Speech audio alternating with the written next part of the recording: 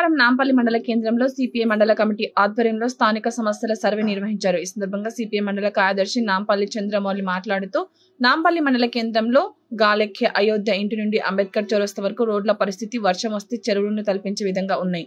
Bus stand నుంచి రచ్చబండ వరకు కామిశెట్టి రాముల ఇంటి ముందు గుంతలు ఏర్పడి చెరువులు నీళ్లు ప్రవహిస్తున్నాయని రోడ్లు మరమ్మతులు చేపట్టాలని అన్నారు. బీసీ కాలనీ, ముద్రాస్ కాలనీలో అసంపూర్తిగా ఉన్న డ్రైనేజీ, సీసీ రోడ్లు పగలడంతో రాకపోకలకు తీవ్ర ఇబ్బందులకు గురవుతున్నారు. పబ్లిక్ నల్లమోరీలోనే ఉండడంతో నీళ్లు వాడడంతో రోగాల బారిన పడే ప్రమాదం ఉందని, కనీస బాధ్యతలు కూడా నెరవేర్చకుండా అధికారులు నిర్లక్ష్యం చేస్తున్నారని సిపిఎం మండిపడ్డారు. తెలియని పరిస్థితిలో సీసీ మన ఇక్కడ గాలెంక వినోద్ ఇంటికాడ నుంచి మన అంబేద్కర్ చౌరస్తా వరకు మొత్తం కూడా 2 ప్రాంతాల్లో తీవ్రంగా నీళ్లు వస్తే చినుకు రాలితే ఆ చెరువులు కనిపించే విధంగా ఉంది.